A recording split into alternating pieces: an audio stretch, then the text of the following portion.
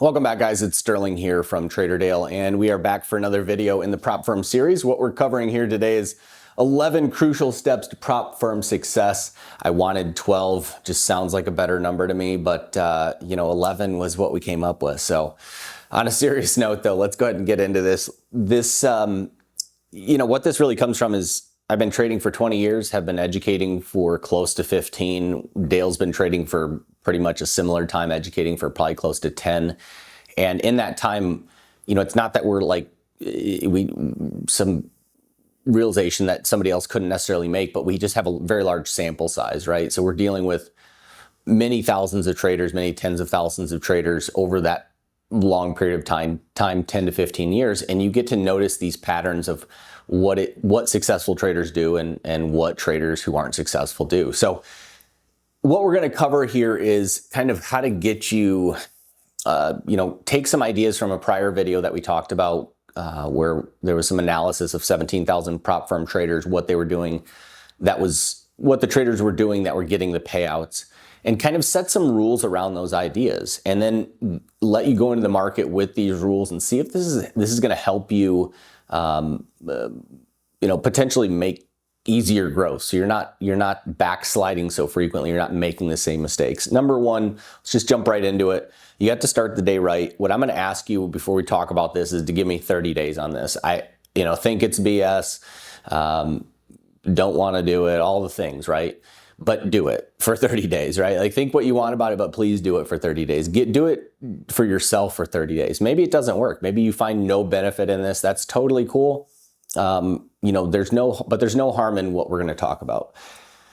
One of the biggest things I'm a big fan of, especially in trading, is, mindset. Psychology is the part I cover in the Funded Trader Academy. It's for the last probably, close to 10 years. It's the part I've done the deepest dive into because it's the part I needed the most work on personally. And in doing so, it just kind of opened up a whole understanding of why we are, how you were raised as a kid affects how you trade as an adult at 50 years old. You learn to deal with loss in the ages of 0 and 6. That lens is the lens you will have for the rest of your life. There are ways to break through that. There are ways to change that. But until somebody recognizes that, they will act in the patterns that they were given from an early age. And so one of the things that we can do to start breaking those patterns is we can begin the day differently. We are masters of being who we were the day prior. That's often not what we want as a trader. For guys, we have an angry response to trading. We overtrade, we revenge trade, we get back at the market. That's an anger response, okay? So you can't have that response as a professional trader. You can have it, but then you need to recognize it immediately and go for a 20-minute walk. That's what a profitable trader does. They don't fight through it. They don't try to fight that emotion. They allow the emotion to flow. They go with it, but they know they can't trade in that space, right? So we have to be in a good space in trading. You can't think your way to positive trading, but on the flip side, negative trading or negative thinking ensures losses. It's an absolute certainty. So how you start the day really matters.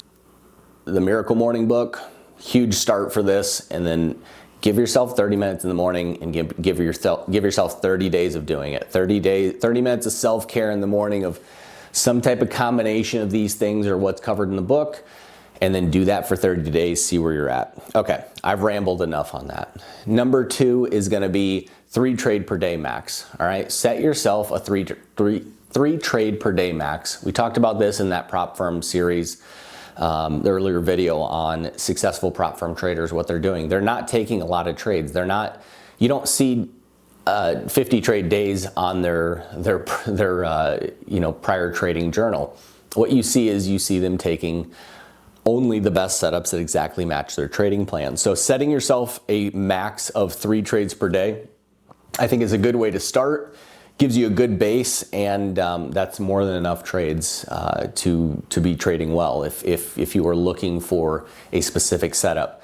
Number 3, what is your risk per trade? I recommend a max risk of 0.5% per trade. So the reason I do that is because basically what that comes down to, if you were to go to Top Step, for example, and if you were to take their any challenge, say their $50,000 account challenge, you have to have a $3,000 profit $3,000 profit is 6% gain. So if you had a 5% risk and you were trading on 2-to-1 reward to risk ratios, you'd have a 1% gain on your profits. So it takes 6 profitable trades to pass that eval, or 12 trades to blow it up if there are 12 losing trades in a row.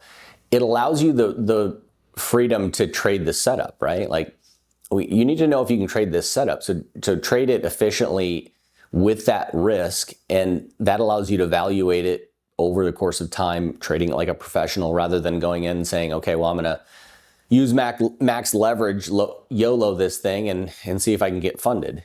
The prop firm will win that over time. Even if you do get funded that way and get a big payout, they will eventually get that money back. The house will win if you're not trading like a professional. Okay, number 4, limit orders only. Cannot stress this point. All caps for you, double exclamation for you. So limit orders, the reason I highly recommend limit orders is because we'll talk about this more, but you're never more logical than you are prior to entry. So when emotion comes in, logic goes out. The more emotion there, the less logic tends to be there. And that's, maybe I'm oversimplifying it, but you get the point of what I'm getting at. In the trading environment specifically, that is the case, right? So when you use a limit order and you set these prior to entry, that's really going to be key for you. But also, you're not getting slippage. You're not chasing a falling market. You're not chasing a rising market.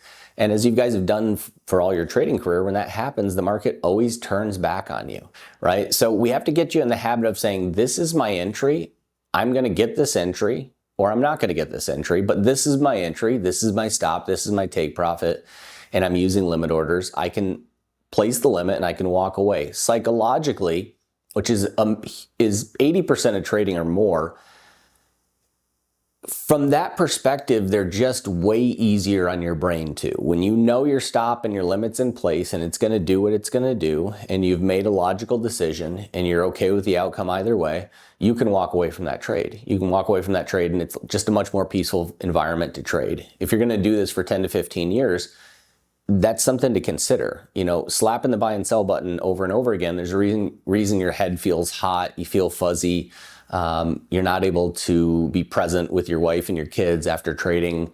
It really affects the rest of the day, right? And so you're thinking about it. We just can't do that, right? You can't do that for 15, 20 years, or you don't want to. Maybe I don't want to, I'll put it that way. So if you're in my camp, you don't want to do that. Limit orders are a major stress reliever. Number 5. Your most logical decisions will happen prior to entering the trade. I put this right after it because it's kind of the same point, just a little different angle. Don't adjust these things once you're in them. Once you've placed the limit, your most logical decisions came prior to that entry, like we just talked about. So now we're saying we're in the trade. Okay, don't adjust them. We're in this trade. We've set our limit orders. The most logical decisions came prior to entry. Let's trust those logical decisions, and all the emotional pull of us going, oh, maybe it's this, maybe it's that, maybe it's this. Maybe that's the illusion potentially, So that's what I'm trying to get you to, let's find out, let's give it 30 days, give it 60 days. Try the limit orders. Once they're set, let them sit. Let the trade be a loss. If the trade's a loss, the trade's a loss. That's okay. If you execute it according to the plan and the trade's a loss, that's a good trade. Hey guys, before we go on to the next point, I wanted to spend 30 seconds just to show you the Funded Trader Academy. All you guys are going to be aware of our self-study packages. That's the primary way people access Trader Dale. But the Funded Trader Academy is where you work directly one-on-one, essentially with Dale and our other team of prop firm funded traders. You're going to go into the room, you're going to see them trading live day in, day out. You're going to be able to ask them questions live, go over the market live, potential trade setups, have the ability to ask them questions after the fact, post trades, get video feedback on those trades. Really just a white glove hand-holding service, ensuring that you're making progress towards becoming a profitable prop firm funded trader. So if you want to learn more about that, you can click FTA in the main menu of Trader Dale. You'll see the ability to book a call. You book a call, learn more about the service, and see whether it's right for you or not. All right, guys, let's get back to the video. All right, so moving on to number 6 here, define your bias. What I'm really trying to cover with this, because again, our focus is really day trading at the Funded Trader Academy as well as Trader Dale. If you're in the self-study, that's all pretty much a day trading focus primarily. And what this is what I see over and over again is traders struggle with the bias going into the day. So when you struggle with a bias, what happens is your focus will narrow throughout the day, where you'll start to FOMO really hard, and every movement in the market becomes more and more important to you, and they'll shrink and still hold more importance, where as if every movement is the beginning of this big move, right? And so the way we eliminate that, the way we kind of remove that possibility of happening is, or not remove the possibility, I should say. The way we reduce that possibility is we have a daily bias or a very clear if-then, because there are times where, I'm a smart money trader, so there's many times where it's, okay, we could have a liquidity sweep here, but if it ends up being a failure of that liquidity sweep, well, that's solid information too, right? Like that's again, a solid piece of information, depending on other structure in the market. So big if-then scenarios are great, but it's if-then. So if this happens, then this. Okay, well, now the bias has changed. But either way, there's a bias set. If it's set at the beginning of the day, that's great. But if there's an if-then that can change, that's fine as well. But once it changes, okay, we were long, but then this happened. Now we're short from this point forward. When that happens, you're just trading in the direction of that bias. We found, or the statistical analysis of the traders getting the payouts made this very clear. They're trading, 90% of their trades are in one direction on a daily basis. So they're trading in that one direction primarily. So that's, again, key. Are you doing this? Do you have a way of defining daily bias? Max 2 markets, that's number 7. I can't stress this point enough. Dale is kind of a little bit of an outlier in this scenario. He trades more markets, probably more markets than, he's of the really good traders I know, he's up there with the traders that trade the most markets. The traders, for the most part, the traders that are getting the payouts trade 1 or 2 markets. So if you're trading 10 markets, can you do that? Yes. And Dale will show you how to do that. He does that frequently, but he has a little bit longer term setup. 30-minute charts, volume profile, a little more time in between setups. That's why he does that. When you're trading on a little bit shorter term perspective, if you're trading, our smart money perspective, smart money perspectives, working with Vivek, or working with Dan, working with order flow, you're going to be on a shorter term perspective. So you can't really manage 10 different markets with those type of entries. So when you focus on 1 or 2 and you go back to, again, a max of 3 trades per day, now we're in a situation where that's very, very doable with 1 or 2 markets. I personally only trade the NQ anymore. So that is a big recommendation. If you are trading 10 different markets, especially if you're trading very short term, really recommend reducing that down. Okay, number 8, max loss per day. What I want to say about max loss per day is that there are times that even in the best traders, psychology can get away with you, or get away from you. We all live a life in addition to trading. So there's many stressors in life. You might have physical health ailments. Your wife might have an issue. Your kids might have an issue.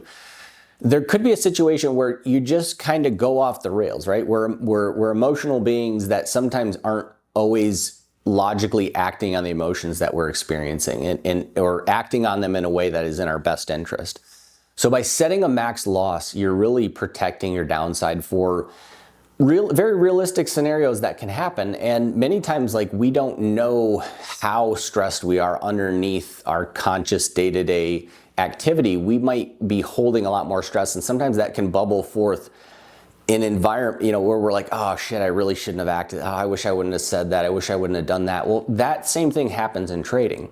This is a protection against that, because we're all human. We make those mistakes. Even if you've been trading for a long time, this is not a bad idea to have in place. Max loss per day, I would say from a quantity, I say 3 losses per day and you're done. If you have 3 losing trades, you're done, obviously, because we have a 3 trade max. So win or lost, you're done from that perspective. But I also like a max loss on your total account value. So what I'm a big fan of is, again, in that video, it talked about what the best traders that are getting the payouts are doing, and their max loss was half of their average win. Now, I think that's a lofty goal to achieve oftentimes. And so what I think for max loss on the day, it should be in that 1-to-1 figure. Max loss, average win, if you're looking at a day-to-day figure, really shouldn't be over that. And the closer you are to 2-to-1, the better. So setting that max loss accordingly, if you're taking 3 trades and let's say you're on half risk per trade, 2-to-1 reward to risk ratio, that'd be a 1% gain on those trades. If all 3 trades went your favor, that's a 3% gain. If all 3 trades go against you, that's a 1.5% loss in that scenario. That's a 2-to-1 initial, obviously based on your risk reward, set figure there. When it comes to your max loss though, if you want to set a max loss on the day, that figure there is again, it's really just a protection against the downside so that you can keep your max loss in the same figure where it's at least 1-to-1 of your average win. And that's really what you want to do. When it comes to keeping it from an overall day perspective, that's a trade by trade comparison, but on the day, that's a really good idea to have in place as well, because, it's kind of that same principle just brought out to the daily perspective. If on each trade, you're looking at a 2-to-1 reward to risk ratio, and that's kind of the idea we're keeping with here, max loss not being larger than average win. Well, on the day, max loss on the day should also not be over average win on the day. So that's something you'll kind of get over time, and you might find, man, I might need to go to max loss of two losing trades per day. If I have 2 in a row, I shut down on the day. This is something you might adjust with time, but an important thing to have in place, and a lot of brokers have a lockout. Some have an automatic lockout. It depends who you're with, but there's a way to lock you out of that so that it's, once this is set, once I have these losses in place and I've hit my max loss or maybe 2 or 3 losing trades in the day, I'm taking the day off. All right. Number 9, and this is to me where the next 3 are maybe the most important: journal your trades. I've never met a profitable trader in 20 years that doesn't journal every one of their trades. It's just not. It's like it's a non-starter. If somebody's like, man, I don't know why I'm not profitable, the first question I always say is, okay, well, send me your written trading plan. That eliminates like 80% of it right there. We don't even have to get to journal. 60-80% of people won't have a written plan, and they'll wonder why they're not successful. So that's number 1. But if they do have a written plan, I'll say, okay, well, send me your trading journal. That's where, again, another huge percentage drops off. The amount of people that have a written plan and are journaling every one of those trades and then reviewing it monthly, the amount of you that are doing that are watching this video is, really, really small. And so this is where the low-hanging fruit is, guys. I just can't stress this enough. It's the boring work is where the low-hanging fruit is. Have the plan in place and then journal every single trade that you take. If at the end of the day you have 20 trades and you're like, God, I can't journal all these. Well, guess what? That's information too. You're taking far too many trades, right? So it's really only through this journaling that you're going to see that. And you're going to see where these flaws start to pop out, and they're going to be very apparent. You're going to see a couple good trades, and then you're going to see 5 revenge trades, and you're going to go, okay, well, that's pretty, it's the best way to put a mirror in front of your face, right? Like, and at some point you have to go, if you're seeing that, you have to go, okay, well, hey, I might not be the strategy. I have to change what I'm doing here first. And oftentimes I always point to psychology first, because it's hard to know whether a strategy is profitable, if it's really impossible if you're not executing it to the plan, number 1, but then number 2, not surrounding it with 50% of the trades that have nothing to do with what the plan is. So huge factor there. If you're not journaling your trades, you're not profitable. That could be it. I mean, that literally there's so much that you'll find in that. Number 10 is an emotional journal. This, I would refer you to a guy named Jared Tendler. When I talk about trading psychology, I think he just kind of has the most simple two-step process. His content is extremely deep. You can get as deep as you want into it, but there's a 2-step process that you'll find in his book and his other content. And I have no association to Jared Tendler. I've talked to him on the phone. Primarily about golf, but he's a nice guy, and in my opinion, just kind of the most effective system I've seen in about 10 years of really doing a deep dive into psychology. There are more effective methods, more advanced methods that I don't really talk about here, but because they're like a psychedelic assisted therapy session. That's one example of it. And there's a reason why I don't talk about that here. We'll talk about that in the Funded Trader Academy. If you guys want to have one-on-ones, we'll talk about kind of these deep psychological changes you can make rapidly. But the way I can do it that most people are comfortable with is I can get you to journal your emotion through the trade and do this just like you're journaling your trades. So what happens prior to a trade, and you'll see this in his journal, is that there's 8 things that occur prior to a mistake. And so the faster you can catch it in that process, if you catch it 3 revenge trades deep, well, guess what? Your body's dumped a ton of stress hormone. Your frontal lobe is shut off. You're very unlikely to make an effective decision the rest of the day, especially from a trading perspective. So if instead I can get you to recognize when your body first goes, ugh, and you're like, this, anger or anxiety, or I'm not good enough, or I'll never get this, whatever emotion it is that comes up, if I can get you to feel it in the moment, go for a 20-minute walk, well, guess what? It's a totally different day. You don't have those 3 revenge trades you're sitting on. The 20-minute walk will get rid of all the stress chemical in your body. Science has shown it turns the frontal lobe back on. You're now able to come back to the computer and make some effective decisions, right? So that can be, that right there can be the deciding factor between a profitable trader and a losing trader. So along with that journal, once you recognize, hey, this is my core emotion that's troubling me and I'm having issues with, this is what I feel in the moment once I have this negative stimulus, I feel this emotion. Once you have that, now we can start to work with the fix. What's the fix to that? Well, we can inject some logic, and that's what he has in that book as well. Ton of information on psychology, though. He's just one. You guys might resonate with somebody else. A lot of good information out there. Ton of good books on Amazon, which is like a cheap entry into that you can get into. And then if you are part of the Funded Trader Academy, we do a really deep dive into this. This is the psychology course that I do. We do a call where we talk about this, kind of get into what it is personally you're struggling with, and then how do we fix that? How do we get into that? But either way, there's a ton you can do on your own on this journey, and I could not recommend that enough, because what you'll find through journaling and what you'll find through the emotional journaling process is that the responses you have in trading are the same responses you have in life. If you have anger responses while you're driving and somebody cuts you off, you will have anger responses as a trader. If you go into a job interview and you lack confidence and you never think you're good enough, the same thing will happen to you as a trader. But the beauty of this whole process is, and why I love psychology, is that when you fix it in trading, you'll fix it in life. When you find that you're a peaceful trader, you'll find you'll be much more peaceful in life. So that's number 10 then, and we'll move on here to number 11, which is the weekly and monthly journal review. So a weekly review of your journal, that's important. You're just doing a rough overview. Okay, what are my big mistakes? Maybe you see a couple revenge trades, you see whatever it is. Let's mark down at least 1 or 2 things we're not gonna do for the next week. In my opinion, the lowest hanging fruit with traders is always what I'm not gonna do. It's not what am I going to do, it's what am I not going to do. Find some things you're not going to do. I guarantee you're still gonna find some things week after week. Hey, I don't wanna do that again. That was a mistake. Okay, so that is the first thing. And then the monthly review is just a much more in-depth version of your weekly review. You're going through these trades. I love to print the trades out personally. I have an open floor in my office where I'll put all long trades and all short trades on one side. I'll put AM trades, I'll put PM trades on one side. I like to do it old school like that. I don't do that every month. If I'm being totally honest with you, I'll do that maybe 3 times a year, that really deep dive where I'll look at the prior month and do that with physical.